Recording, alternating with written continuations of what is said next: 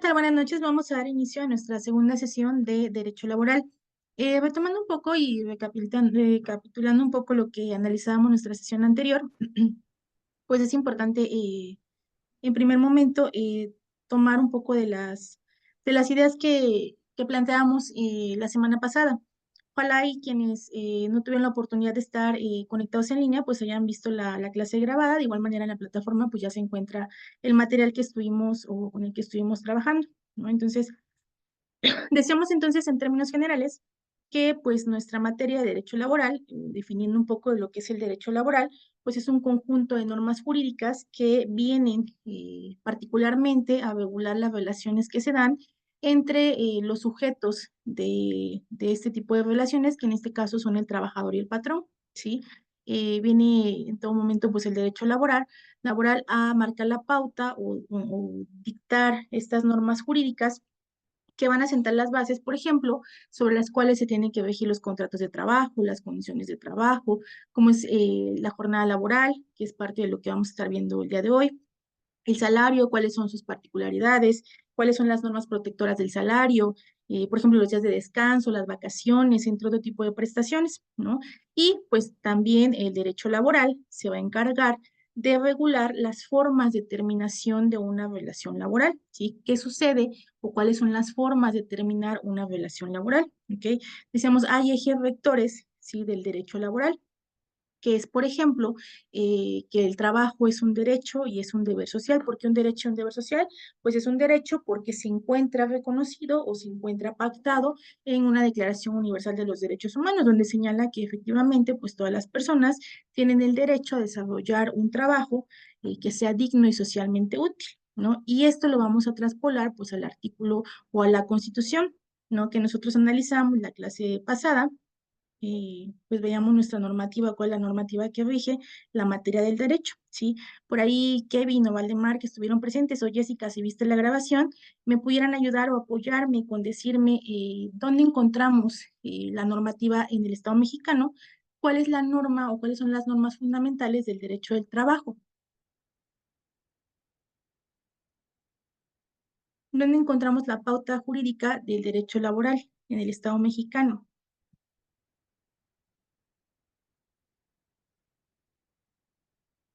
Kevin, Blanca, Valdemar,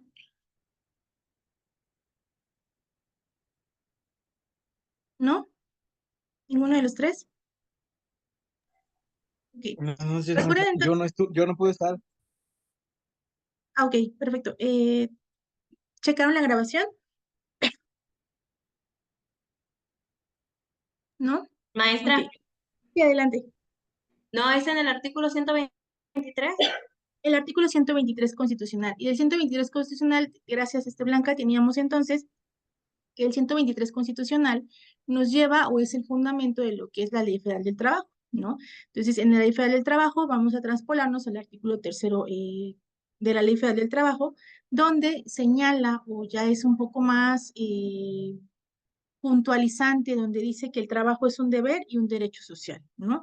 Entonces, ese es uno de los ejes rectores del derecho, esta parte de que el trabajo es un derecho y un deber social, también en la pauta de la igualdad en el trabajo. ¿Cuál es la igualdad?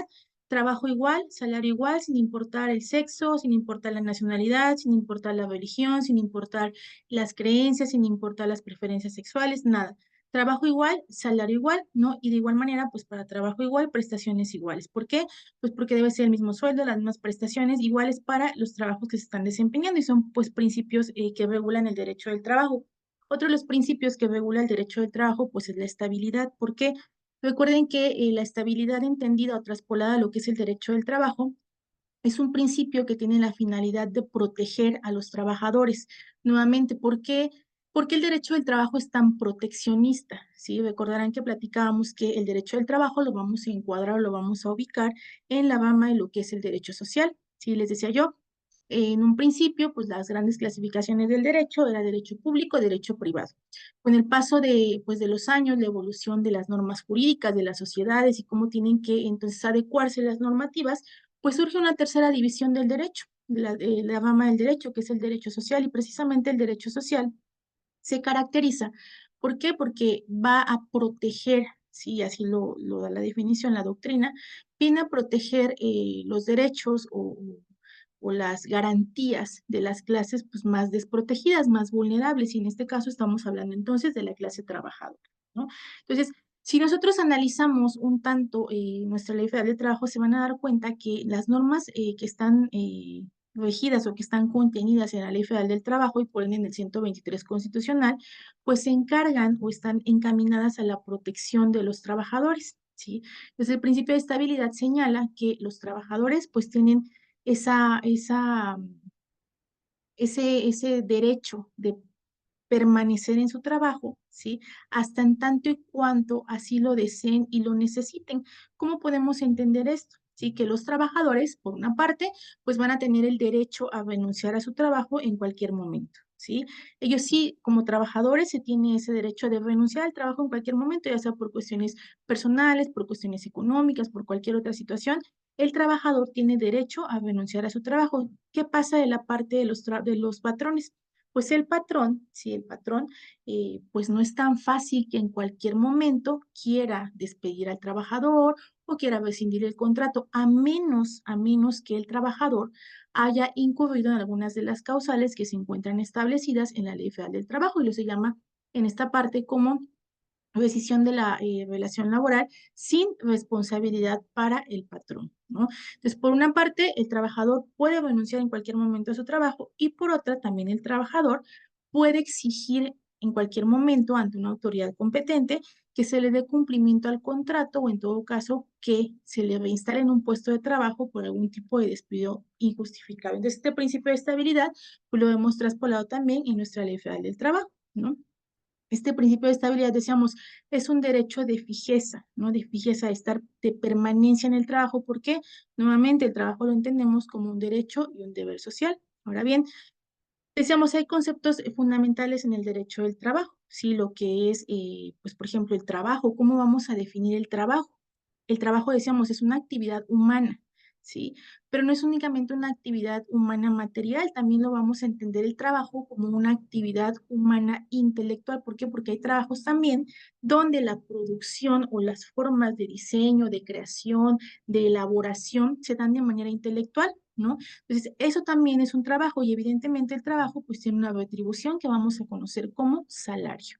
Otro de los conceptos fundamentales que se desarrollan dentro de lo que es el derecho laboral, pues es esta relación entre lo que es la relación de trabajo o la relación laboral, ¿no? Decíamos, esta relación de trabajo o laboral, y es muy importante que lo puntualizamos, ¿sí? Para que podamos distinguir entre lo que es una relación de trabajo o una relación laboral y la otra parte que estudiábamos la clase pasada, que es únicamente una prestación de servicios profesionales, ¿no? Entonces, la relación de trabajo o la relación laboral es la prestación de un trabajo personal, pero subordinado, ¿sí? De una persona, ¿sí? ¿Y qué media en esta subordinación? Pues un salario, es decir, un pago, una retribución por ese servicio que se está prestando. Entonces, vamos a entender que el salario es una retribución que el patrón debe pagar al trabajador, ¿no? ¿Qué característica fundamental encontramos en esta relación de trabajo o relación laboral? ¿Sí? Para que entonces podamos aplicar, ¿sí? O podamos entender cómo es el derecho del trabajo. En la relación de trabajo o en la relación laboral existe un poder jurídico, ¿sí? Un poder jurídico de mando. ¿Quién manda a quién?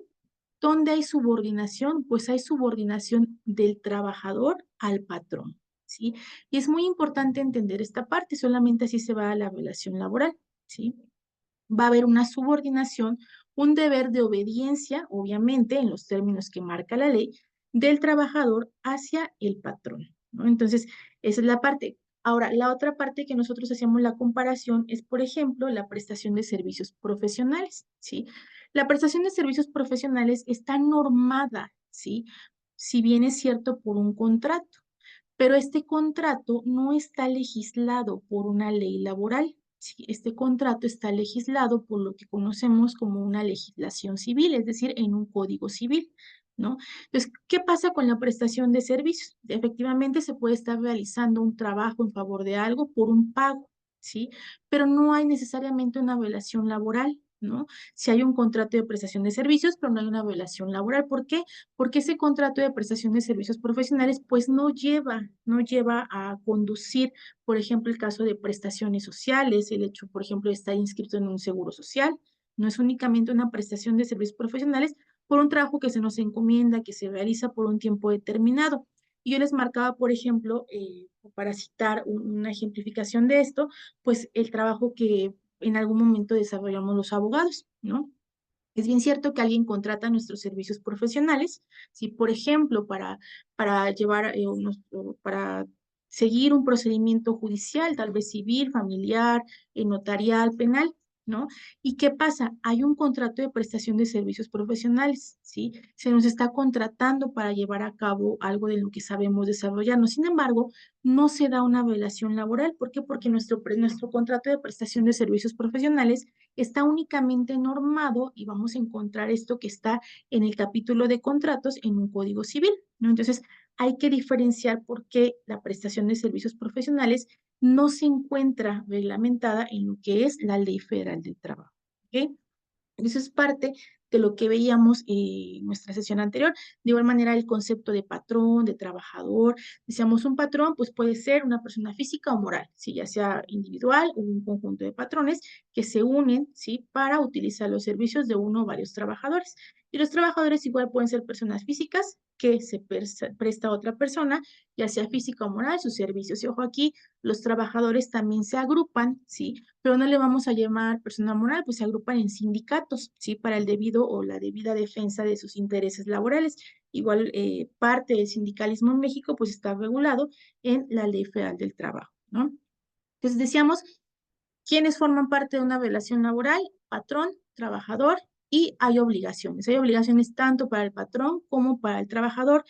¿Dónde está contenido nuestro marco legal de el derecho laboral? Decíamos artículo 123 constitucional y muy importante, esto sí es muy importante y quiero que quede muy claro, que el artículo 123 constitucional, y voy a empezar a presentarles rápidamente esto, nada más confírmeme si lo pueden ver. ¿Sí lo podemos ver? Maestra. Maestra.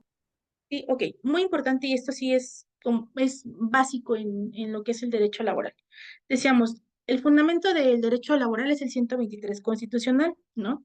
Y yo les dije, recordarán que se quedó como actividad que tenían que leer el artículo 123 constitucional, ¿no? Espero que se lo hayan hecho para que me puedan en este momento y me van a dar su opinión. El 123 constitucional, decíamos, es la base o el fundamento general de lo que es el derecho del trabajo en México, ¿no? El 123 constitucional, que data de 1917, consagra derechos y garantías laborales, ¿no? Y ustedes que ya leyeron este artículo se pudieron haber dado cuenta que el 123 constitucional se divide en dos apartados, ¿sí? Díganme si lo pudieron leer, si no lo leyeron, con toda sinceridad, con toda honestidad, para ir viendo cómo lo vamos desarrollando. Blanca y los demás compañeros que están por ahí, Yo no, maestra. ¿no? Ok, ¿los demás? Yo Yo igual solo no, leí, maestra. Perdón, Blanca. yo solo leí una parte, maestra, pero no leí la del apartado A y el apartado B, solo leí donde pues toda persona tiene derecho a un trabajo digno Ok, y socialmente útil. perfecto, no se preocupen. Entonces, sí, nuevamente, mm, hagan, nada más quiero que quede bien planteado esto. ¿Por qué? Porque si no sabemos cuál es la parte que se aplica o qué tipo de trabajador somos, y por ejemplo les voy a poner un ejemplo, ¿no? En el sector, por ejemplo, magisterial, ¿no? Sabemos que pues hay maestros, ¿no? Que prestan sus servicios, ya sea al Estado o a la Federación, ¿no? Entonces, cuando hay conflictos del trabajo, ¿no? Entre los maestros y, por ejemplo, su sindicato o cualquier otra situación, es muy común que se crea que, pues, nos vamos luego a la Ley Federal del Trabajo, ¿no? Que se aplica. No va por ahí, ¿no? De igual manera, otro ejemplo que les puedo dar, ¿no? Hay que sabernos ubicar. ¿Por qué? Pues porque a veces por ejemplo, para aquellos que están estudiando pedagogía, sabemos que la pedagogía también va encaminada, por ejemplo, al procedimiento pues de reclutación, de reclutamiento de personal, la capacitación, pues el hecho de resolver conflictos de trabajo, cualquiera de estas situaciones, y pues también deben tener el conocimiento pues de la legislación en el marco laboral, de la misma manera con las demás áreas de estudio que estamos en este momento preparando, ¿no? Entonces, es muy importante y es lo básico saber que el artículo 123 constitucional pues se encuentra dividido en dos apartados, apartado A y apartado B, ¿sí? Sí lo podemos ver en nuestra pantalla, apartado A y apartado B. Pues quédense con esta idea, y ya no les da la oportunidad de leerlo adelante, pero sí quédense con esta idea que el 123 constitucional, que es el fundamento del derecho laboral, se divide en dos apartados, apartado A y apartado B, ¿no? Nosotros en este momento estaremos haciendo el estudio, o nuestra materia está tocante únicamente al apartado A, ¿sí? Hagan de cuenta, imagínense que el 123 constitucional, apartado A, de ahí nace la Ley Federal del Trabajo, ¿no? Y es lo que nosotros estaremos estudiando, porque por eso está señalado con color amarillo, ¿no? ¿Y qué nos dice? El apartado A únicamente se encarga, ¿sí? De regir las relaciones de trabajo entre obreros, jornaleros, empleados domésticos, artesanos, empleados generales, ¿no? Y cualquiera que elabore un contrato de trabajo, ¿no? Y entonces estaremos aplicando lo que es la Ley Federal del Trabajo, ¿no? Entonces, la Ley Federal del Trabajo únicamente se va a encargar de regular lo que está contenido en el apartado A de 123 constitucional. Entonces, la Ley Federal del Trabajo únicamente, sí, digo únicamente, pero es bastante, regula las relaciones laborales que se dan entre todas las condiciones generales de trabajo, entre todos los trabajadores generales, ¿sí? Como bien están citados ahí, ¿sí? Ahora bien, ¿cuál es la otra legislación que nace del 123 constitucional? Dado que el 123 tiene también un apartado B, ¿sí? El apartado B se encarga de regular las relaciones de trabajo entre los poderes de la Unión. ¿Quiénes son los poderes de la Unión? El legislativo, ejecutivo y judicial, ¿no? Y sus trabajadores, ¿no? Cualquiera de los poderes de la Unión en sus tres divisiones, ¿sí? Las relaciones de trabajo que se da entre los poderes de la Unión y sus trabajadores, ¿sí? Se van a encontrar contenidas o reglamentadas en el apartado B del 123 constitucional, ¿sí? Y de ahí tenemos la ley reglamentaria, que es la Ley Federal de los Trabajadores al servicio del Estado, ¿sí? Así vamos a conocer esta ley. Entonces, si tenemos en nuestra punta de la pirámide el 123 constitucional, debajo de estas tenemos tanto la Ley Federal del Trabajo como la Ley Federal de los Trabajadores al servicio del Estado, ¿sí? Entonces, cada una de las relaciones de trabajo, de acuerdo a sus particularidades, ¿sí? Es decir, qué tipo de relación de trabajo es, pues tendrá su ley reglamentaria, ¿ok? ¿Sí queda claro esta parte blanca, Kevin y Valdemar? Maestra. Perfecto. Entonces, una vez que hemos pues puntualizado esta parte, vamos a iniciar, bueno, lo que veíamos, empezamos a ver en nuestra sesión anterior, lo que son las condiciones de trabajo. ¿Sí podemos ver la diapositiva? ¿Sí? Kevin, Valdemar, Blanca. Vuelve a esa que dijo. Es que como ¿Sí que se se, cortó el audio. ¿sí se puede ver la diapositiva? Sí se ve, No pero se no hay ve, información. no hay ¿Cómo? nada. ¿No? O sea, sí se ve, pero no tiene información. A ver, ya vemos aquí. ¿Sí la podemos ver? Dijera mi compañero, está la diapositiva color azul, pero no tiene nada de letras, Ok, nada de información. denme un segundo.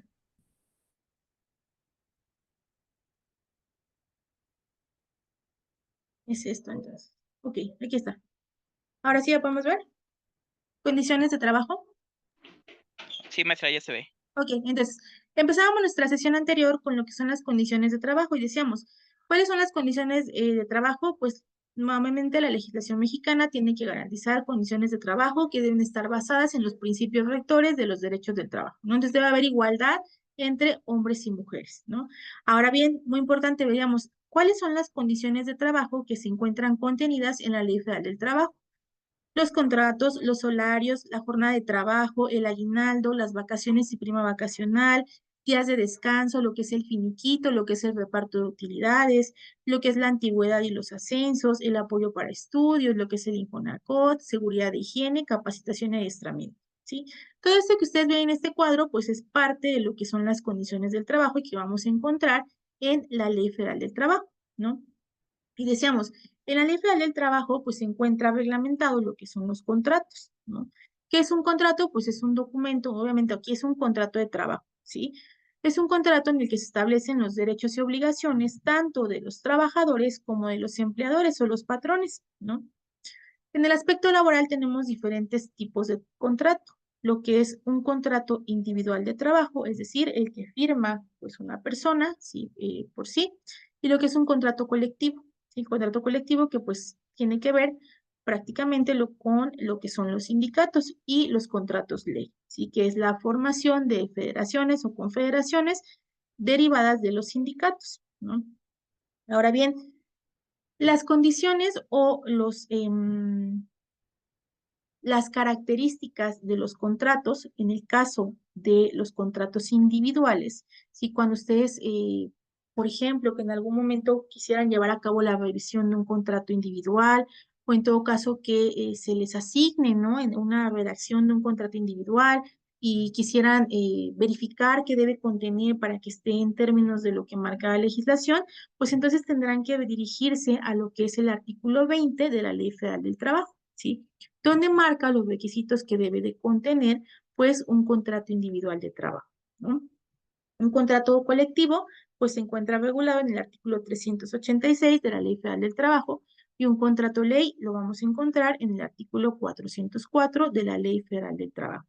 Esos son los fundamentos, es ahí en este apartado, nuevamente, de la Ley Federal del Trabajo, donde en esos artículos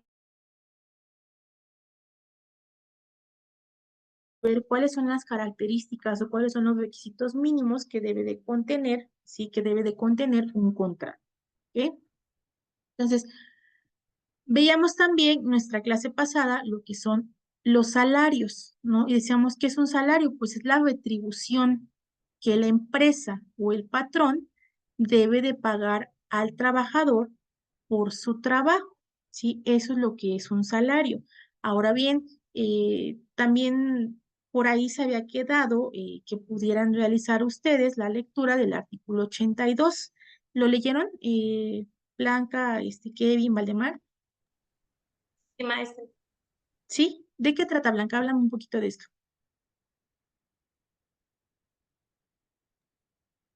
Habla sobre el salario, que es la retribución que debe de pagar un patrón a sus trabajadores por el trabajo que realizan.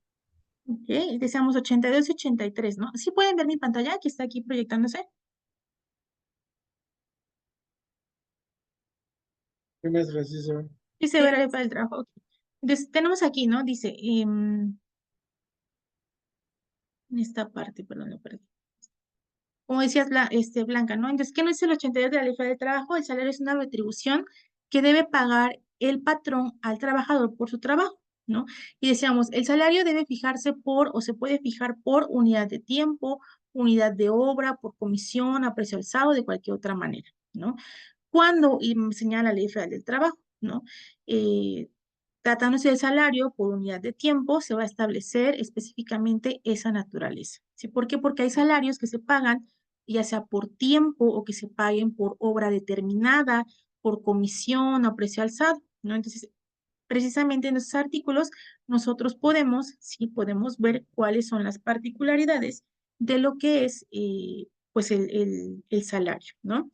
Eso que está contenido, pues, en esta parte. Ahora bien, regresando a nuestra presentación, dice, como lo señala el artículo 82, 83, 84, dice, el salario puede ser por unidad de tiempo, unidad de obra, por comisión, a precio alzado o cualquier otra manera, ¿no? Así está señalado.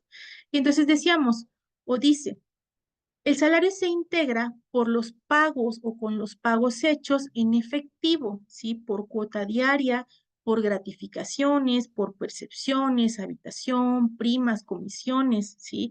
Cualquier otra prestación que se dé, entonces todo eso va a integrar, ¿sí? O va a integrar el salario, ¿sí? Así lo marca la ley, ¿no? Y decíamos, hacíamos una comparativa de lo que es o lo que era, cómo estaba integrado el salario mínimo, ¿sí? Decíamos, el salario mínimo es la retribución más baja, ojo con esto, más baja, que puede recibir el trabajador por sus servicios prestados en una jornada de trabajo, ¿sí? Ojo con esto aquí. Todo esto, el salario mínimo, decíamos, está regulado en el artículo 90 o 97 de la Ley Federal del Trabajo, ¿sí? Y veíamos nosotros nuestro comparativo de 2022, ¿sí? Y decíamos, en 2022 vemos en esta imagen cómo es que el Estado mexicano está dividido en dos áreas a efectos de la designación o el cálculo de un salario mínimo, ¿no? La zona libre, que es la zona fronteriza del norte del país, y pues el resto del país, ¿no? Vemos entonces como en esta zona amarilla, o en zona, sí, color amarillo que se ve en nuestra pantalla, que es la zona libre, pues una percepción pues más alta que el resto del país, ¿no? Lo podemos ver aquí.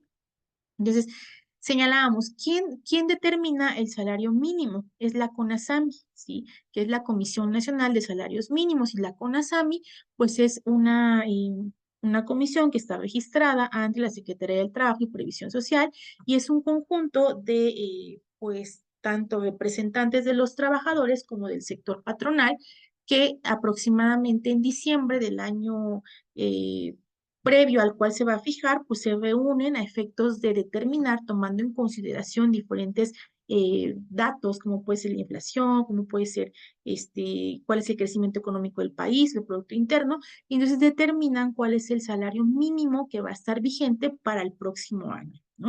Entonces estamos hablando que actualmente, pues estarán sesionando en diciembre, a principios de diciembre, para determinar cuál va a ser el salario mínimo vigente para 2025. Entonces, derivado de esto, yo les encargué una tarea que era precisamente la determinación o que me investigaran cuál era el salario mínimo vigente o cuál era el salario mínimo vigente en el Estado mexicano. Coméntenme, Blanca, Valdemar y Kevin, si pudieron realizar esta actividad. Sí, maestra. Adelante, Blanca. Yo investigué que el salario mínimo en México es de 248.93 pesos diarios, lo que ¿Ok? equivale a 7.468 pesos mensuales. Eso es nada más en México. Y en la frontera norte es de 375 pesos. En la zona libre, ¿no? Lo que es frontera Ajá, norte del país. Ok. Entonces, así lo es. tenemos aquí. Chequen esta imagen, ¿no? Que pues es el salario mínimo 2024 que está declarado por la CONASAMI para 2024, ¿no? Se supone que de 2023 para 2024 hubo un aumento del 20% y nos señala que en la zona libre o la zona frontera, por ejemplo, 2023, que era de 312.41, ascendió a 374.89, ¿no? Y en el resto, o en la zona general, de 207.44, que era para 2023, incrementó en un 20%, quedando en 248.93, ¿no?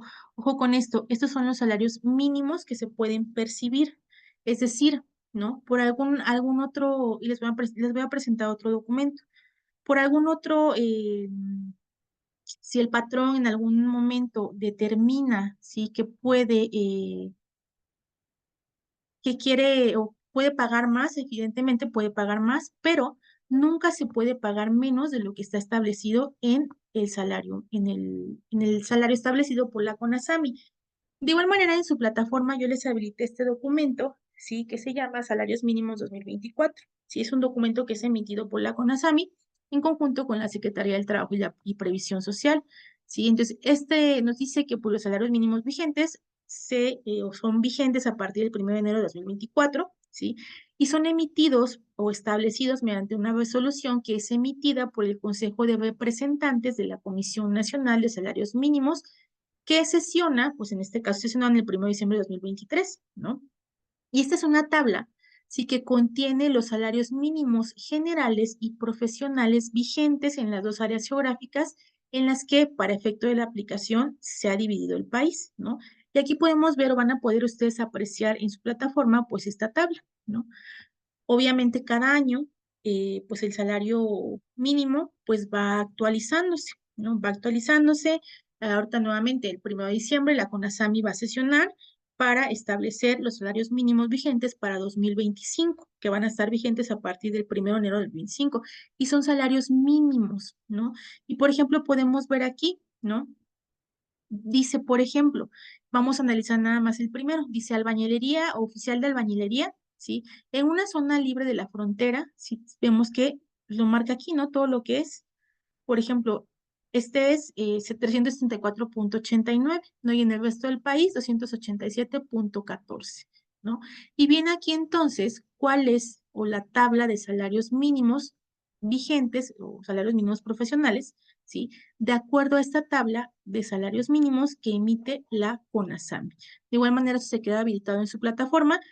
No, obvio manifestar que pues esto es únicamente vigente para 2024, ¿sí?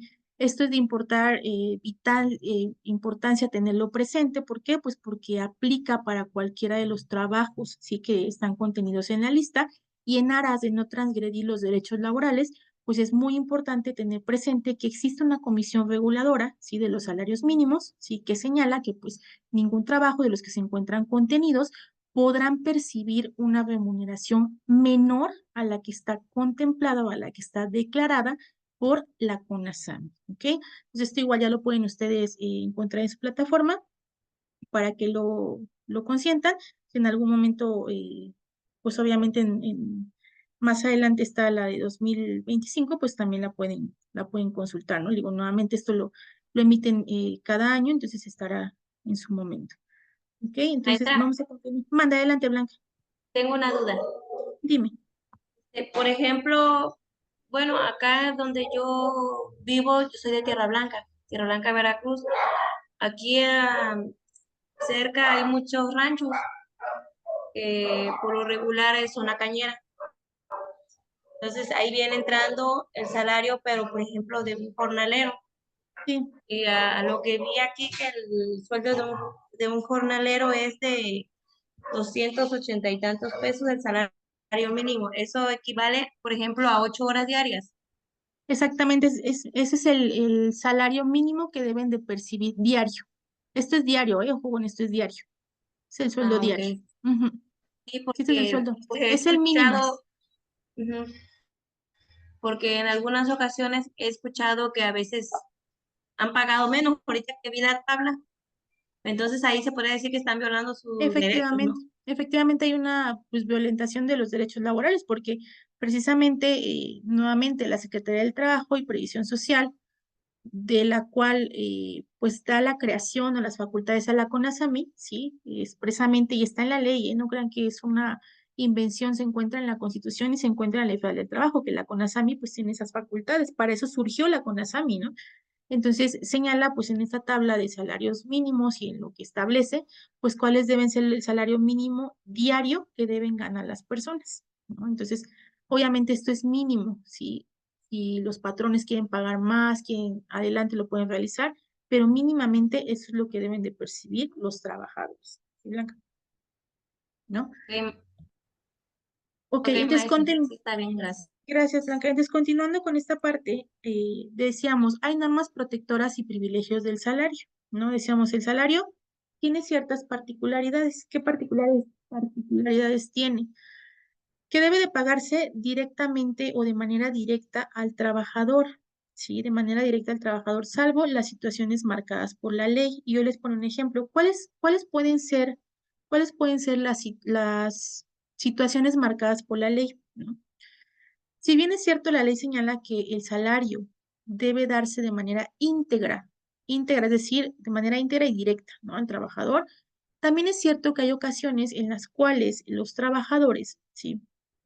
Por algún tipo de incumplimiento en sus obligaciones de carácter civil o familiar, ¿sí? Sus salarios se ven embargados por alguna orden judicial, ¿sí? Ojo aquí, esto debe ser únicamente mediante una orden judicial, y entonces el salario ya no se entrega de manera directa al trabajador, sino que se tiene que hacer valer o se le tiene que entregar a quien la autoridad así lo decrete, ¿no? Entonces, eso puede ser un caso de excepción a esta parte, ¿no? ¿Qué otra situación tenemos? El salario debe ser pagado en efectivo con moneda de curso legal, ¿sí? En efectivo con manera de curso legal. Estamos hablando entonces que el salario, pues en el Estado mexicano deberá ser pagado en pesos, ¿no? Pero ¿qué pasa en esto? Dice la ley, pues debe de pagarse en efectivo. Ah, pero también es cierto que también se prevé que puede pagarse por conducto de un depósito bancario, ¿sí? Pero esto debe ser bajo consentimiento del trabajador, ¿sí? Bajo consentimiento del trabajador. Entonces, por eso en algunos trabajos, al momento de que, pues, ahora digamos la contratación o somos contratados para iniciar una relación laboral, pues firmamos diferentes documentos donde, pues, aceptamos que nuestro salario no se ha entregado en efectivo, sino que hacemos un contrato con el banco, hacemos a la apertura de alguna cuenta, ¿no? Y más ahora que actualmente, pues, ya todo está eh, cruzado con la información que tiene el SAT, ¿no? Entonces, es otra forma que igual está contemplado, ¿no? ¿Qué otra cosa es importante dentro de el pago de un salario, ¿no?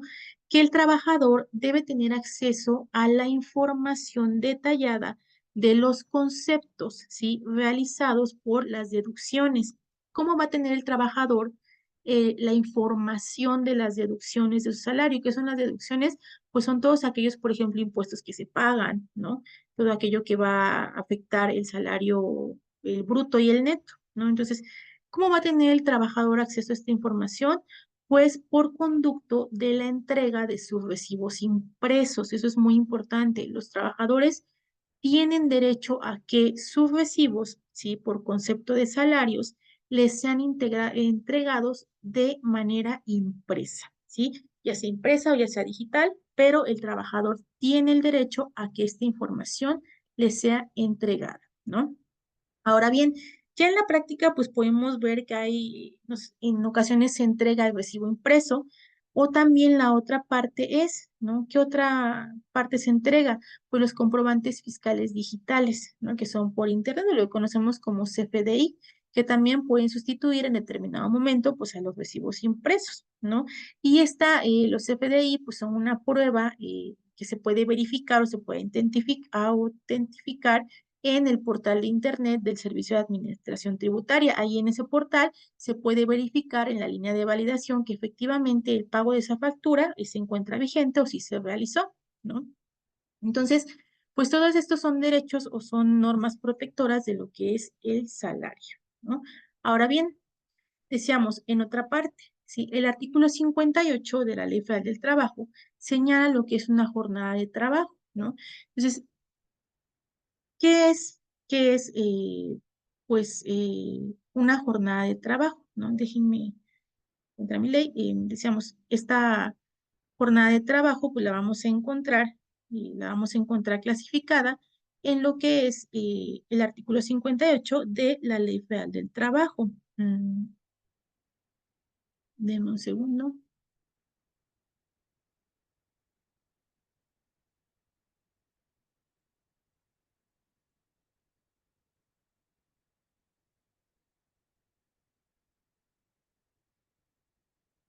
Ok, aquí está, ¿no? Y decíamos, ¿qué es una jornada de trabajo? ¿No? Una jornada de trabajo es el tiempo, ¿sí? Durante o en el cual el trabajador está a disposición del patrón para realizar un trabajo, ¿no? Entonces, en el artículo 59 que podemos ver en la pantalla, y si no es así, por favor me lo mencionan, el artículo 59 señala que el patrón y el trabajador fijarán la duración de la jornada de trabajo, ¿sí? Pero ojo con esto, ¿sí? Cuando patrón y trabajador se pongan de acuerdo en el tiempo que va a durar la jornada, esta jornada no puede exceder los máximos legales, ¿sí? Y ahorita vamos a ver cuáles son los máximos legales, ¿sí? Dice también el artículo 58 que los trabajadores y el patrón van a poder repartir las horas de trabajo a fin de que se permita, ¿sí? El reposo los sábados en la tarde o en cualquier otra modalidad equivalente, ¿no? Ahora bien, la jornada de trabajo hay diferentes turnos, ¿sí? O diferentes tipos, perdón, ¿sí? Esto anótenlo, ténganlo presente. ¿Cuáles son los tipos de jornada de trabajo que contempla la Ley Federal del Trabajo? Sí. Hay jornada diurna, jornada nocturna y jornada mixta. Son 3 tipos de jornadas que están contempladas en la Ley Federal del Trabajo. 3, diurna, nocturna y mixta. Evidentemente, al tratarse de diferentes jornadas, pues tienen diferentes características, ¿sí?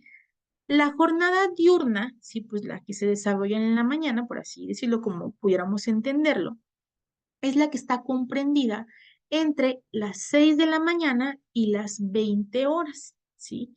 A eso lo vamos a conocer como jornada diurna. Y ojo con esto no se quiere interpretar o no se quiere señalar que la jornada diurna tenga que durar de las 6 de la mañana a las 8 de la noche. No, ¿no? Cualquier trabajo que se desarrolle, por ejemplo, si yo trabajo en la oficina de 8 de la mañana a las 6 de la tarde, entiendo que mi jornada de trabajo es una jornada diurna, ¿no? ¿Por qué? Porque se está llevando a cabo dentro de lo que marca pues el artículo 60, ¿no? Ahora bien, la jornada nocturna es aquella que se desarrolla entre las 20 horas, es decir, las 8 de la noche, hasta las 6 horas del día siguiente. Esa es una jornada nocturna. Y viene la tercera jornada, que es una jornada mixta, ¿sí? Esta jornada mixta, pues, es la que comprende periodos de tiempo de las jornadas diurnas y la jornada nocturna, ¿sí? Siempre que el periodo nocturno sea menor de 3 horas y media, ¿sí? ¿Por qué? Porque si el periodo nocturno comprende más de 3 horas y media, entonces le estamos hablando que es una jornada nocturna, ¿no? Entonces ya vimos en qué horario se desarrolla cada jornada. Ahora bien, fíjense en cuánto tiene que durar cada jornada, ¿sí? Según el artículo 61 nos dice, bueno, ya establecimos cuáles son los horarios en los cuales se va a clasificar los tipos de jornada. Ahora bien, 61 nos marca cuál es la duración máxima de las jornadas de trabajo, ¿no? Y nos dice, la duración máxima de la jornada será 8 horas para la jornada diurna, ¿sí? 7 horas para la nocturna y 7 horas y media para la mixta, ¿no? Entonces, vimos entonces entre qué horarios se desarrollan y cuál es la máxima duración de cada una de estas jornadas. ¿Estamos de acuerdo y claro con esto? Blanca, Kevin y Valdemar, Sí, maestra. ¿sí? Sí, maestra. Una pregunta. Tengo una duda, maestra. A ver, Bueno, adelante, dígame. Dime y adelante, ahorita. Blanca. Blanca, dime. Blanca. Solamente le iba a preguntar si ese material lo está en la plataforma. La ley federal de trabajo, no me acuerdo si ya, déjame ver, no me acuerdo si ya se los habilité, pero si no, ahorita yo se los mando, ¿sí? Lo demás, lo Ah, que ok, estamos maestra. viendo, la tabla de salarios, los salarios mínimos, eso sí está, ¿no? Entonces, Ok. creo que tal vez solamente estaría pendiente la ley federal de trabajo, ¿ok? ¿Alguien más? ¿Quién más me iba a hacer una pregunta? Adelante, adelante. Yo, ¿No? maestra. Eh, Adelante. por ejemplo, yo trabajo cumpliendo las 8 horas, el patrón me puede decir que me quede 2 horas más Sí, eh, y que me lo repone tiempo por tiempo al día siguiente, es decir, al día siguiente ya trabajaría 6 horas. ¿Sí se puede? sí, efectivamente es un consenso como de voluntades, porque, por ejemplo, les voy a comentar algo. Hay trabajos, y está en la ley federal de trabajo, que en lugar de hacer esa compensación de tiempo, lo que hacen es que se pagan turnos extras o se pagan tiempos extras, ¿sí? O por ejemplo, cuando trabajamos en días feriados o días inhábiles que están contemplados en la ley federal del trabajo, se nos deben de pagar al doble, ¿no? Entonces, todo ese intercambio de ese consenso de voluntades, pues claro que está permitido, ¿no? Hasta en tanto y cuanto, pues el trabajador así lo decida, ¿no? Pero evidentemente si ya se va a basar, y está marcado también la ley hasta cuántas horas más se puede trabajar y que no sea gratificado como un extra, ¿no? O hasta qué tiempo más puedes tú estar trabajando más, ¿no? Evidentemente que no exceda los términos legales. ¿Por qué? Pues porque pues, esa puede ser una causal, ¿sí? Pues para tramitar algún tipo o llevar a cabo ante las juntas o ante la autoridad laboral, pues la resolución de un tipo de conflicto, ¿no? Entonces, siempre y cuando exista voluntad de las partes, pues entonces se puede realizar sin que afecte, pues, la operatividad. Te voy a decir por qué. Porque, por ejemplo, donde sí está muy prohibido que suceda eso es en el caso de las personas que operan maquinaria, ¿no? En una jornada nocturna. ¿Por qué? Porque se entiende entonces que hay un tipo de, pues, un factor de riesgo para las labores que se encuentran realizando, ¿sí? Entonces, nuevamente todo esto, en qué se puede y qué no se puede, pues todo eso está contemplado en la Ley Federal del Trabajo, ¿sí? ¿Estamos de acuerdo? Sí, ¿Dudas de maestra, esto? gracias. ¿Preguntas? ¿Dudas, preguntas? ¿No? Sí podemos ver ahora nuestra diapositiva, ¿verdad? Sí, maestra, sí se ve. Sí, entonces decíamos, nuevamente ahí van a ver ustedes, les voy a habilitar el federal de trabajo, únicamente vayan anotando sus artículos para que ustedes tengan pues como que la pauta, ¿no? En lo que estamos analizando. Pues ya veíamos, ¿no? Nos dice son jornada diurna, nocturna, mixta, entre qué horarios están comprendidos, cuánto debe durar cada hora, aquí lo vemos aquí, ¿no? Cuánto debe durar, entre qué horario está comprendido, ¿no? Ahora bien, para cuando hay una jornada continua de trabajo, ¿sí? Es decir, si vamos a trabajar las 8 horas continuas, ¿sí? Debe de existir o se va a considerar al trabajador un descanso por lo menos de media hora, ¿sí? Si trabajamos 8 horas en la diurna, pues tendremos entonces que descansar media hora. Si vamos a trabajar en la nocturna, las 7 corridas, pues nos deben de conceder media hora, ¿no? ¿Para qué es esta media hora? Pues puede ser que para un tiempo de reposo, para consumir algún tipo de comida, ¿no? Es un parte nuevamente de los derechos que se tienen como, pues como trabajador, ¿no? Ahora bien, existen las jornadas extraordinarias, que es lo que me comentaban, no vi, ¿era Valdemar o era Kevin que me preguntaba de esto? ¿Quién fue, Valdemar o fue Kevin? No recuerdo. No vi bien quién abrió el micrófono, pero bueno, pues me decían, ¿no? ¿Qué pasa si, por ejemplo, en mi centro de trabajo, pues a mí mi patrón me dice, ¿no? Trabaja a partir de tus 8 horas, quédate a las 10 y te lo pongo mañana, ¿no? ¿Qué pasa con estas jornadas extraordinarias, ¿no? ¿Cómo están reguladas por la ley? Porque pues en efecto puede ser que en alguna circunstancia el patrón necesite que el trabajador pues se quede un poco más de tiempo, que trabaje un poco más de lo que se, o no han, no sé, cualquier situación extra que pueda suceder ahí y que no esté contemplada, pues puede suceder, ¿no? Y entonces también en la ley está normado, sí, lo vamos a encontrar nuevamente del 58 a la 60 al 68 de la Ley Federal del Trabajo. ¿Qué pasa con estas jornadas extraordinarias? Número uno y muy importante, debe existir la voluntad o la autorización por parte del trabajador. Es decir, si tú como trabajador, el patrón te lo está pidiendo, pues debes de tener la voluntad de realizarlo, ¿no? No es que te vaya a obligar a. Número uno, debe existir la voluntad, ¿no? Número dos, ¿cuál es el máximo de estas jornadas extraordinarias? Estas jornadas extraordinarias, nos dice la ley, que máximo deben ser 3 horas diarias, ¿no? Y deben ser pagadas al doble, ¿no? Entonces, lo que les comentaba, sí, entre lo que señala la ley y entre lo que en ocasiones se lleva a la práctica, pues existe un poco de incongruencia. En algunos de los casos, pues por desconocimiento total de lo que es la normativa aplicable, y en algunas otras más, pues porque efectivamente existe esta particularidad que no se lleva a cabo el respeto a lo que está señalado en la normativa, ¿sí? La normativa nos dice, ¿sí? No va a ser un intercambio de que te cambie las horas por otras. La ley señala que si yo voy a trabajar 3 horas más, 2 horas más, esas horas más me tienen que ser pagadas al doble, ¿no? Pero nuevamente, como ya lo escuchamos en el ejemplo de, nuevamente no sé si fue Valdemar o fue Kevin, que nos mencionan, ¿no? Yo trabajo, me quedo 2 horas más y me las descuentan del día siguiente, ¿no? Eso pasa. ¿Qué pasa? Eso pasa en la práctica, pero ¿qué sucede en la ley? La ley es clara en mostrar eso, ¿no? ¿Qué otra cosa? ¿Qué otra particularidad tienen las jornadas extraordinarias? Aparte de que no pueden durar más de 3 horas, ¿sí? Que deben ser pagadas al doble, también señala que el límite del cual nos deben de pedir como trabajador realizar jornadas extraordinarias es 3 veces por semana, ¿no?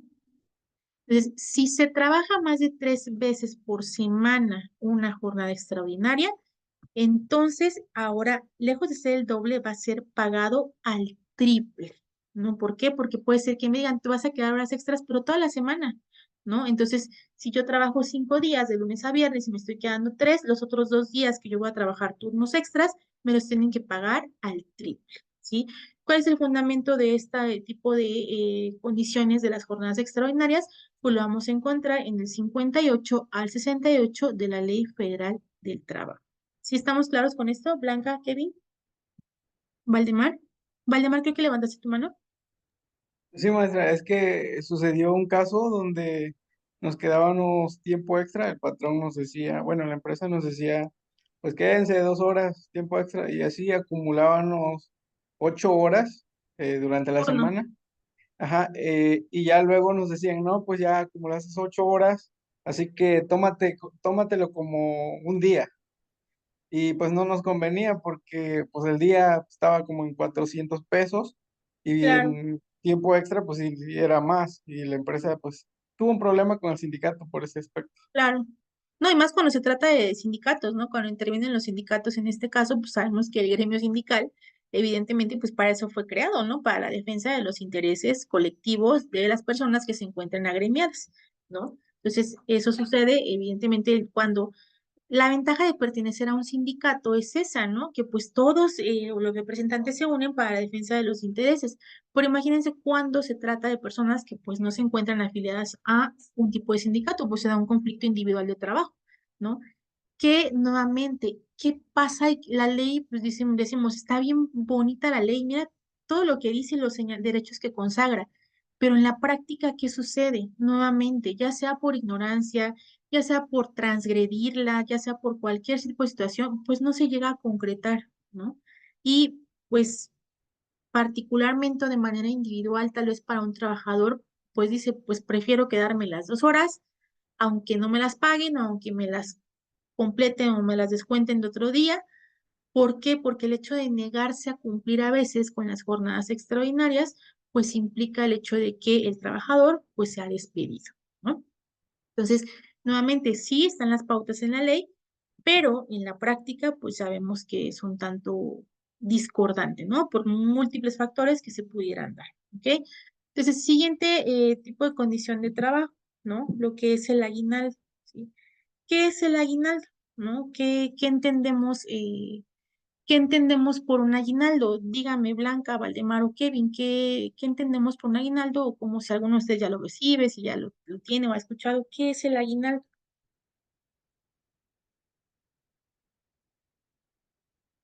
Desde el concepto laboral, ¿qué es el aguinaldo? ¿Cómo lo podemos entender? Bueno, es una retribución que la empresa da al trabajador, como dice ahí en la diapositiva, anualmente, Ujú, pues equivalente a lo de 15 días de acuerdo al salario, ¿no? claro, es el aguinaldo, vamos a definirlo como una prestación, ¿sí? Es un derecho que se tiene. Eso vamos a dejarlo por el principio de cuentas, ¿no? Nuevamente, vamos a hacer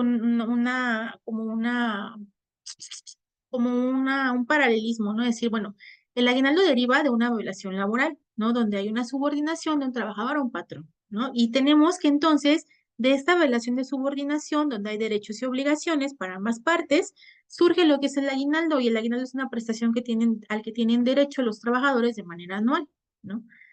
Vamos a hacer la comparativa, por ejemplo, con un contrato de prestación de servicios profesionales, ¿sí? Quienes nos dedicamos a la prestación de servicios profesionales, dado que no tenemos entablada una relación laboral que se encuentre normada por la Ley Federal del Trabajo, pues no tenemos derecho a este tipo de prestaciones, como es el caso del aguinaldo, ¿sí? Entonces, regresando a lo que es el aguinaldo, de acuerdo a la Ley Federal del Trabajo, pues el aguinaldo va a ser esta prestación que se tiene que recibir de manera anual, ¿no? La ley señala que tiene que pagarse antes del 20 de diciembre y la ley también señala, debe ser equivalente a 15 días de salario por lo menos, ¿no? Ya si el trabajador, el patrón, pues es muy espléndido, dice, no te voy a dar 15, 45, 30, 90, ¿no? Que también ha habido días de salario, pues no hay ley que se lo prohíba. ¿Qué sí está prohibido? Que el aguinaldo ascienda a menos de 15 días de salario, ¿sí? Eso sí es, pues, muy puntualizante. Ahora decimos, bueno, es que el aguinaldo dice que es de manera anual, ¿no? Es de manera anual. ¿Qué pasa con las personas que están en un trabajo, pero no han cumplido un año de servicio, ¿no? Y regularmente se tiene esa idea de decir, bueno, es que si tú no cumpliste el año de servicio, no tienes derecho, no tienes derecho a que se te pague el aguinaldo, ¿no? Porque tal vez entraste en abril y el aguinaldo se paga en diciembre y no tienes derecho a aguinaldo, no. La ley señala que en este concepto de aguinaldo, ¿sí? Las personas o los trabajadores que aún no hayan cumplido el año de servicio a la fecha de pago de aguinaldo, ¿sí? Independientemente de que se encuentren laborando o no en la fecha de liquidación del aguinaldo, tienen derecho a que se les pague la parte proporcional de su aguinaldo, ¿sí? Conforme al tiempo que hubieran trabajado, ¿ok? Cualquiera que fuera el tiempo. Si trabajaron 3 meses, trabajaron 4 meses, trabajaron 5 meses, tienen derecho a que se les pague el proporcional de su aguinaldo. Este proporcional ya sea que fueron 15 días o que fueron 30 días o que fueron 45 días que autorizó el patrón, ¿sí? Las personas que no cumplan el año de antigüedad tendrán derecho a que se les pague su proporcional de aguinaldo. ¿Dónde vamos a encontrar? Y permítame un momento. ¿Dónde vamos a encontrar esto?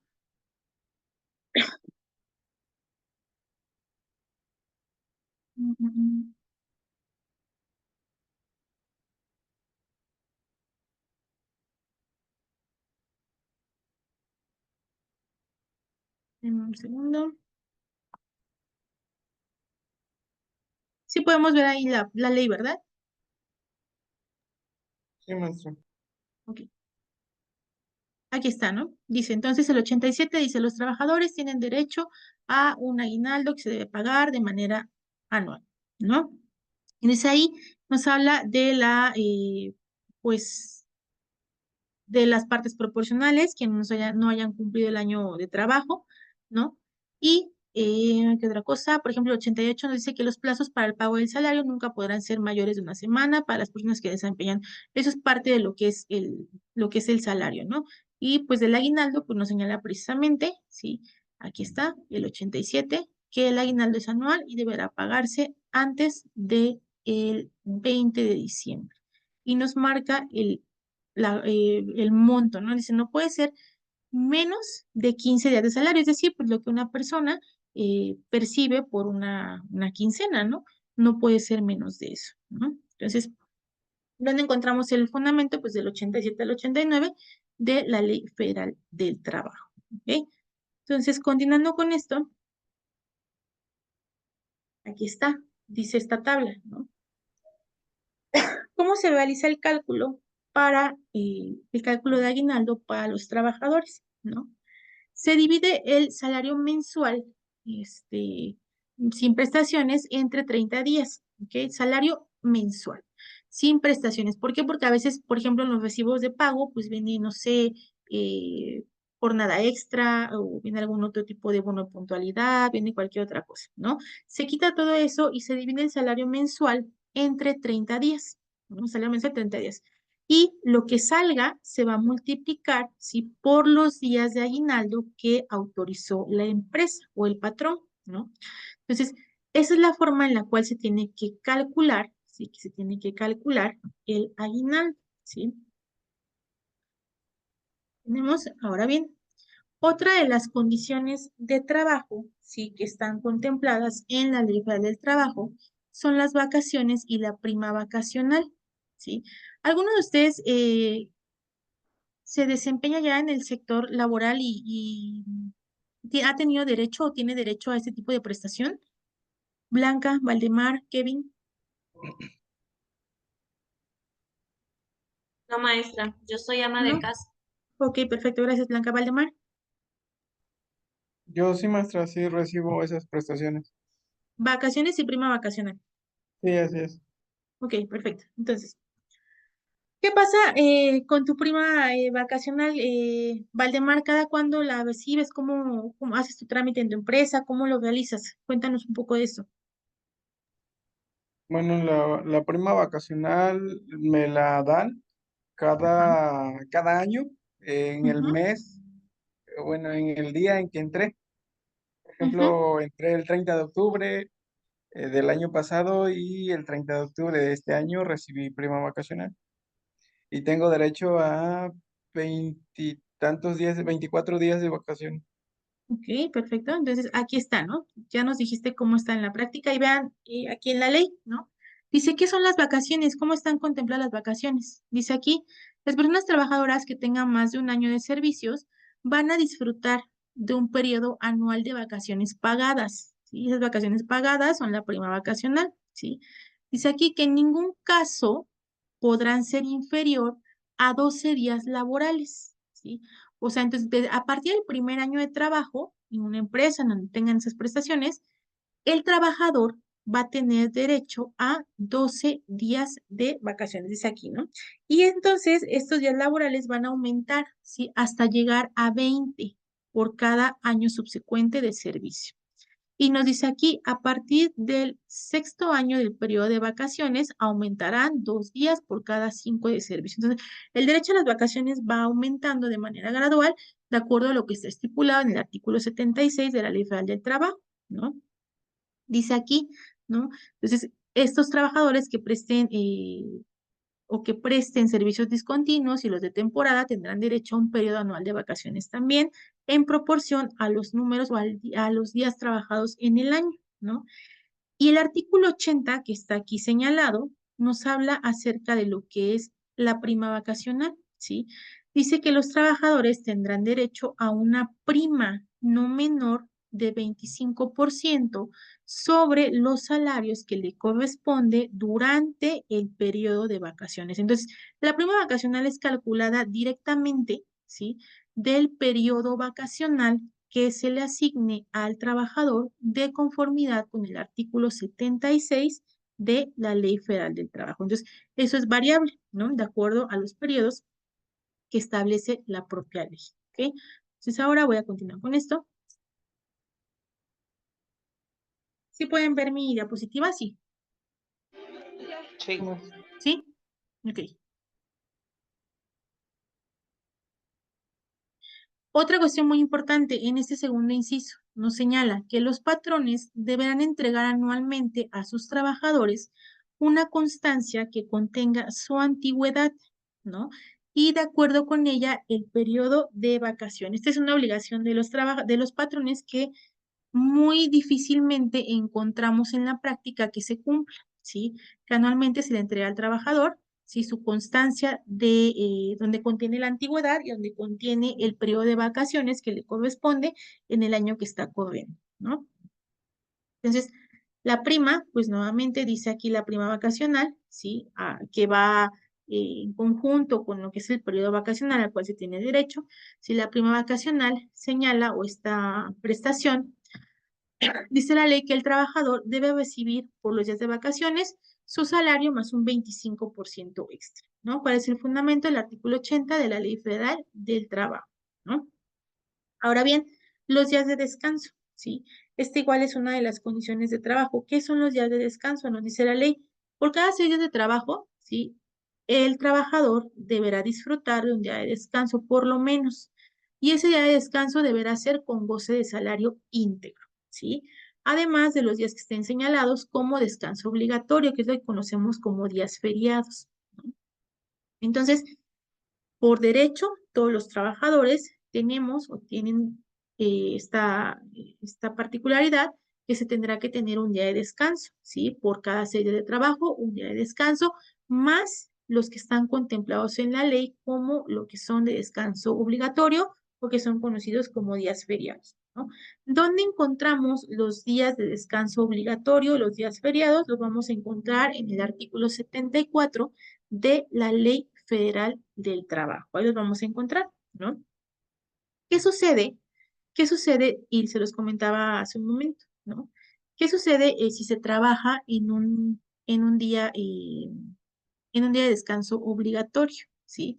Este se debe de pagar, bueno, el patrón tiene la obligación de pagarlo, ¿sí? Nos dice la diapositiva, tiene que pagarlo al doble, ¿sí? Independientemente de su salario. Entonces, nos pagan nuestro salario y aparte el doble, estamos hablando de 3 tantos, ¿no? Si es que tenemos que trabajar en algún día de descanso o en algún día de descanso obligatorio, ¿no? Por ejemplo, si aplicamos el artículo 75 de la Ley Federal del Trabajo, ¿sí? Supongamos, ¿no? Que un trabajador gana 180 pesos diarios, ¿no? Obviamente, su salario pues transgrede las normas del salario mínimo vigente, ¿no? Pero suponen que el trabajador gana 180 pesos diarios, ¿no? Y entonces, ¿no? Pongan ustedes que tiene que trabajar en alguno de los días feriados que se encuentran en la Ley Federal del Trabajo. Entonces, ese trabajador que gana 180 diarios, ¿sí? Se le van a pagar sus 180 pesos más 360 adicionales. Estamos hablando de 3 tantos, porque dice la ley, se le va a pagar al doble, ¿sí? Independientemente de su salario. Entonces, si gana 180, va a ganar sus 180 más 2 tantos iguales, ¿no? Y va a dar un total de 540 pesos. Esto de acuerdo al artículo 75 de la Ley Federal del Trabajo, ¿no? ¿Qué otra particularidad hay con los días de descanso? El trabajador no tiene la obligación de trabajar los días de descanso, salvo que el patrón, si lo solicite, el trabajador acceda y ambos así lo acuerden, ¿sí? Y en este caso, si se obliga, por ejemplo, a trabajar en un día de descanso, podrá o se le tendrá que pagar de acuerdo a lo que se estipulado en el artículo 75. Sabemos que en algunos trabajos, por ejemplo, no forzosamente o no obligatoriamente los días de descanso son domingo. Hay personas que, por ejemplo, descansan lunes o martes o miércoles, pero tiene un día de descanso. ¿Qué pasa cuando, pues, por necesidades del patrón, sí, se requiere que el trabajador no tenga su día de descanso y acuda a trabajar toda la semana? Pues ese día que tenía derecho de descanso y no lo tomó, por así ser requerido por el patrón, pues se le tendrá que pagar su salario diario más 2 tantos iguales, ¿ok? ¿Sí entendemos esta parte? Blanca, Valdemar, Kevin, Sí, maestra. Maestra, ¿dudas? Mande, Blanca. no, digo que sí, sí quedó claro, maestra. ¿Algún comentario, alguna duda, algo más que quieran agregar? ¿No? Perfecto. Ahora bien, otra de las particularidades, otra de las condiciones de trabajo, si lo vamos a conocer como lo que es el finiquito, ¿no? Díganme ustedes brevemente qué idea o qué concepto tienen de lo que es el finiquito. Valdemar, Kevin, Blanca, rápidamente, díganme, ¿han escuchado hablar del finiquito? ¿No tienen idea? ¿Si lo conocen? ¿No saben qué es? Brevemente, díganme, ¿qué entendemos por un finiquito?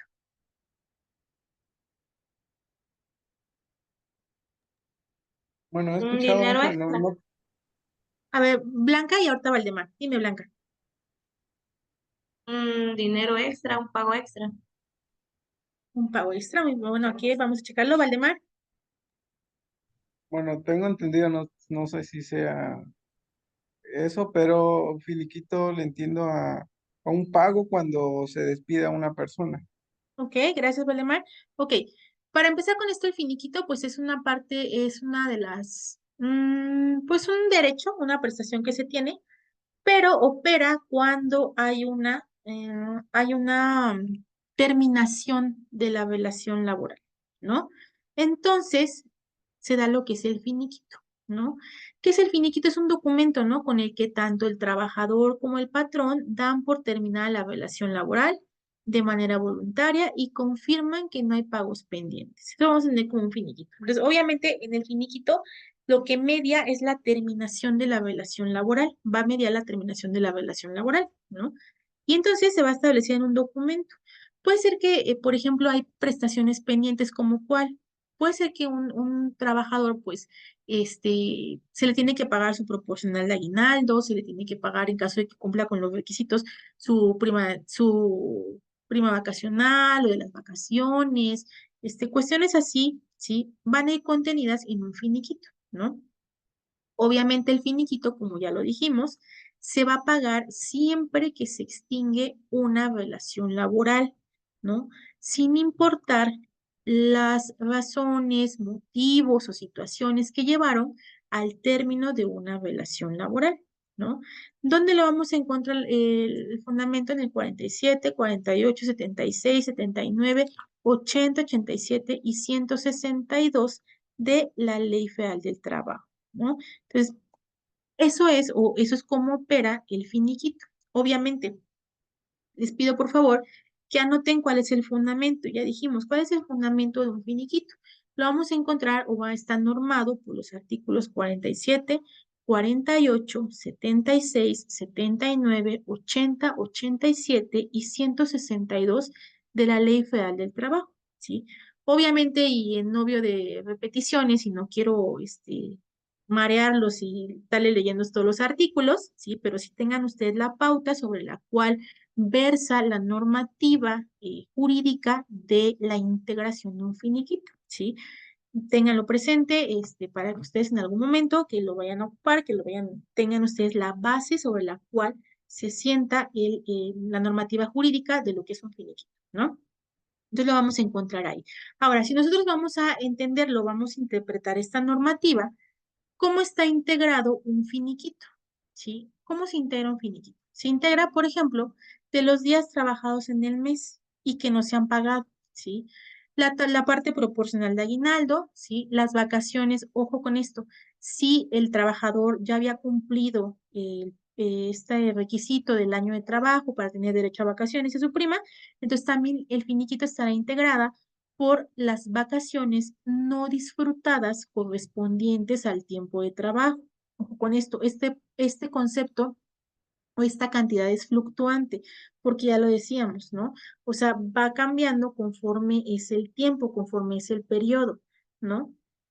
Entonces tenemos, son parte proporcional de aguinaldo, las vacaciones no disfrutadas por el tiempo trabajado, la prima vacacional, que ya sabemos que dependen las vacaciones, las primas vacacionales dependen de lo que es las vacaciones, y también hay otro concepto, la prima de antigüedad, ¿no? Que también vamos a analizarlo, y otras prestaciones no cubiertas de acuerdo con su contrato. Todas esas prestaciones que están pendientes de pago, que se tuvieron que pagar y que a la fecha, ¿sí? de terminación de la relación laboral no se han cubierto, son las que van a integrar el finiquito, ¿sí? Obviamente, el finiquito procede cuando hay una terminación de la relación laboral, ¿ok?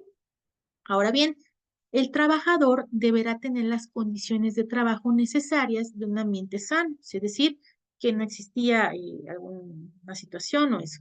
Antes de esto, de la integración del finiquito, de lo que es el finiquito, ¿alguna duda, comentario, pregunta, Valdemar? No, maestra, todo quedó claro. ¿Seguro, Blanca? Kevin, ¿todo bien? Ok, entonces eso es lo que comprende el finiquito. Y ojo, sí es una prestación, es un derecho, pero el finiquito se caracteriza porque hay una terminación de la relación laboral, ¿ok? Eso es. Ahora bien, continuando con esto, continuando con nuestro, ya estamos por concluir, ¿sí?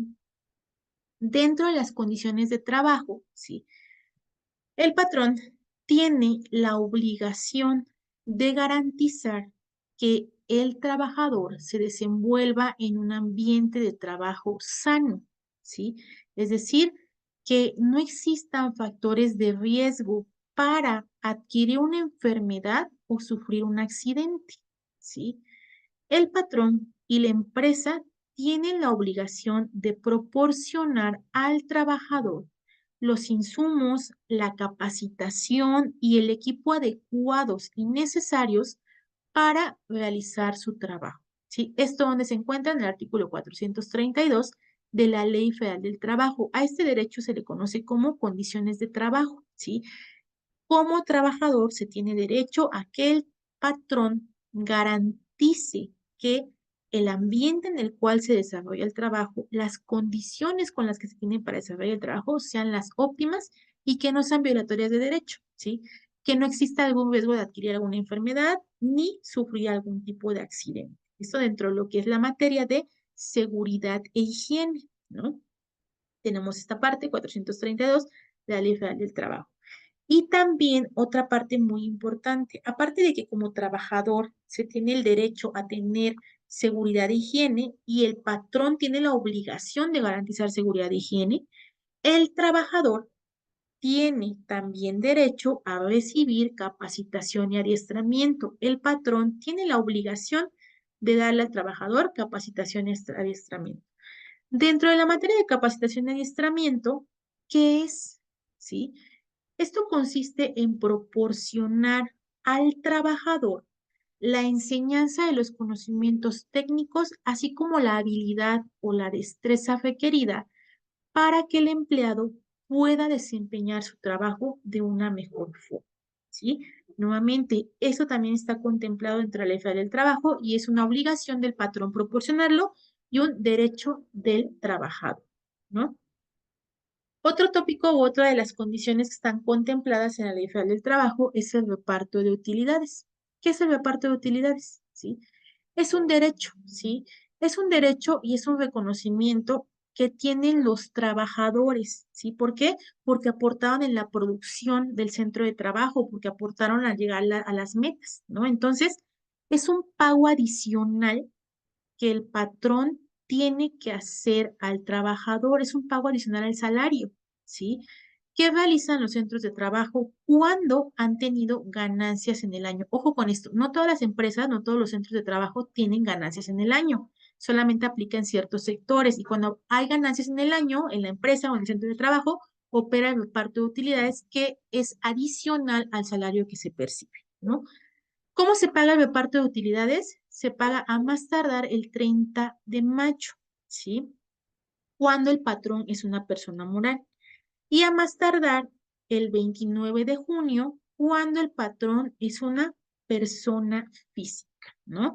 Esta forma es la manera en la cual está legislado el reparto de utilidades. ¿Sí entendemos esta parte de reparto de utilidades? Blanca, Valdemar y Kevin, Sí, maestra. Sí, ¿sí? maestra. Muy bien. Disculpe ahí, maestra. Mande, adelante. Anteriormente parece que hubo una modificación a esa ley Ajá. donde se pagaba diferente. Pusieron Sí. como que un tope. Un tope Creo que, del monto. ajá, un tope del monto. Sí, hay una, ahorita les voy a enseñar un documento igual para que lo chequen. Dame un segundito para que se los proyecte, ¿no? Y de igual manera de eso de la reparto de utilidades es una actividad que también ya está en su plataforma, ¿no? Entonces, de esto que analizamos, si vemos aquí el derecho a la capacitación, al adiestramiento, a la actualización, al perfeccionamiento, ¿no? Está ahí. Y decíamos, ¿cuáles son las normas para determinar la participación? Y eso hace alusión a lo que tú mencionas. ¿Dónde está contenida las normas para determinar la participación de cada trabajador? En el artículo 125 de la Ley Federal del Trabajo. Sí, ahí está claramente estipulado cómo se va a normar, sí, el reparto de utilidades de cada trabajador. Pero también en el siguiente artículo 126 hay excepciones al reparto de utilidades, es decir, qué empresas no operan el reparto de utilidades, cuándo no se va a dar, ¿no? Y aparte de esto, sí, bueno, el fundamento lo encontramos 117 a 131, ¿no? Y ojo aquí, vean este último. Hay una guía para el reparto de utilidades emitido por la Secretaría del Trabajo y Previsión Social. Y ojo con esto, se los voy a mostrar, porque de aquí viene la actividad que ya está programada en su plataforma y precisamente es lo que me mencionas. Este documento, ¿lo podemos ver en su plataforma? Sí, maestra, sí, sí, ¿Sí?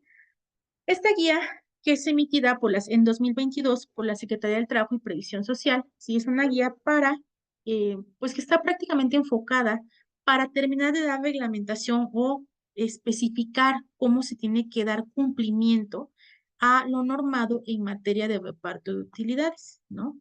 Este documento ya se encuentra en su plataforma, ¿sí? Ya está en su plataforma. Y de este documento, la actividad que se queda para programado para que le den cumplimiento en el transcurso de la semana, ya están ahí las fechas, pues es el hecho de que realicen un esquema o un mapa conceptual referente a este tópico, sí que es esta guía.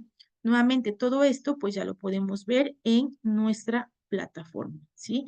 Eso es lo que se queda como actividad, ¿no? Y hasta esta parte vamos a dejarlo. ¿Sí? ¿De esta actividad tienen alguna duda, alguna pregunta? Blanca, Kevin, Valdemar. De mi parte, no, maestra. ¿No? Denme un segundo y les voy a mostrar. Aquí está. Miren.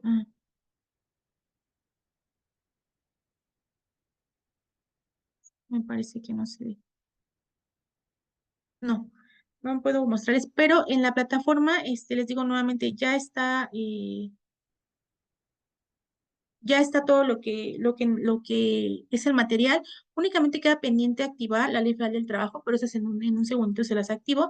Entonces, esa es la tarea, la actividad ya está ahí plasmada. Tienen a partir de este momento hasta la siguiente semana, antes del inicio de la clase, horas antes del inicio de la clase, para que lo puedan entregar. ¿Sí estamos de acuerdo? Blanca, Kevin, Valdemar.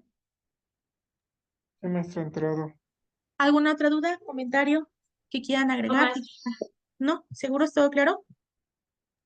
Sí, maestra. Entonces, Sí, nada, les maestra. pido por favor que me apoyen con la lectura pues del material que se quedó. La siguiente semana vamos a hacer una retroalimentación, la elaboración de la actividad que está pendiente, bueno, que ya queda pendiente para esta semana.